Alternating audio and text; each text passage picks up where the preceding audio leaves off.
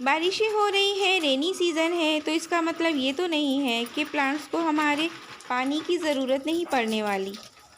अस्सलाम वालेकुम friends, welcome to my channel Shabnoor Ali. वैसे तो मैं पानी बचाने की वजह से मग से ही पानी डालती हूँ, पाइप बहुत कभी कम ही यूज़ करती हूँ।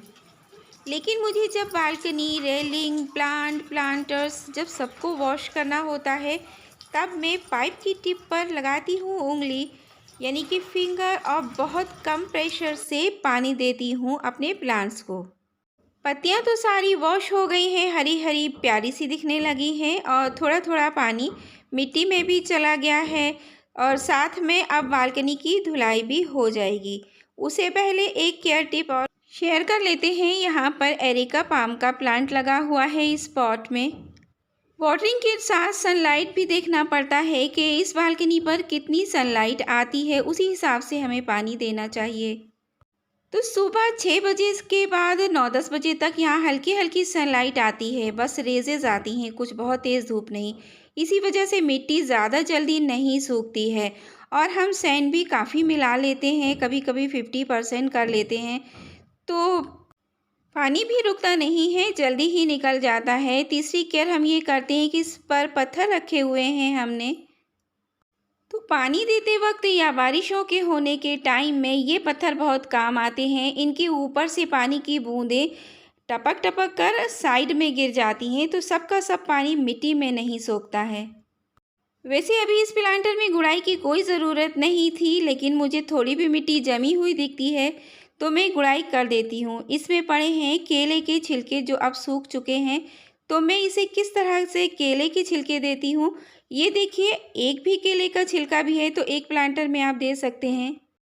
बस सीज़र या कैंची की हेल्प से और नाइफ़ की हेल्प से आप उसको छोटा छोटा सा काट लीजिए। काटने के बाद इस तरह से साइड में प्लांटर के थोड़ा सा गड्ढा कीजिए और इन केले के छिलकों को दबा दीजिए। चारों तरफ भी आप दबा सकते हैं, लेकिन मैं साइड ही में दबा देती हूँ, दूसरी बार किसी दूसरी साइड में डाल दूँगी। तो इस तरह से गुड़ाई भी हो गई और मैंने इस पर NPK भी प्रोवाइड कर दिया इस प्लांट को।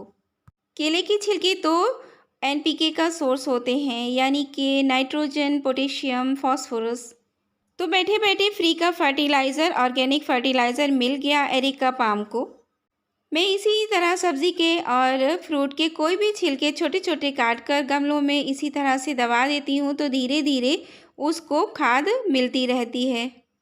और साथ में मिलती है ह्यूमिडिटी, यानी कि नमी। जब तक कि ये सड़े गलेंगे नहीं, तब तक ये नम रहेंगे और पौधे को नमी मिलती रहेगी। फंगस से बिल्कुल भी ना डरिएगा, ये मेरा अपना एक्सपीरियंस है। इस तरह से मेरे प्लांट्स कभी भी ख़राब नहीं हुए हैं। तो पत्थरों को मैंने अब इस साइड में कर दिया है, उधर भी थोड़ी सी गुड़ाई कर देते हैं। इस तरह से पानी कभी भी नहीं जमेगा। मिट्टी सख्त होती है तभी पानी ना सोखता है और ना जमता है। तो गुड़ाई करने के भी बहुत सारे फ़ायदे होते हैं। अपने पौधे को इस तरह आप ओवर वाटरिंग और अंडर वाटरिंग दोनों तरीके से बचा सकते हैं। एक केयर टिप और ये है कि जब भी आसपास आप कटिंग्स को ग्रो करते हैं, तो वो पानी आप प्लांटर्स में भर कर रखते हैं।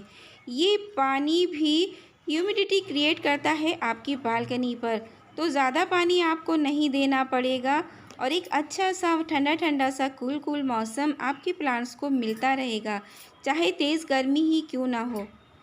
तो आज थोड़ा थोड़ा सा पानी ही गया है इन प्लांटर्स में, और जब तक इन प्लांटर्स की मिट्टी 1-2 इंच तक बिल्कुल सूख नहीं जाती है, आप थोड़ा सा खोद कर देखिए और हाथ पर मिट्टी उठा कर देखेंगे तो नमी महसूस हो, तब तक पौधे को नहीं दीजिए। तो जिस तरह आज पौधे साफ़ हो गए हैं नहाए धोए से, और पत्तों से ही खाना बनाते हैं अपना प्लांट्स, तो उनको भी साफ़ होना चाहिए ताकि वो अच्छे से अपना काम कर सकें।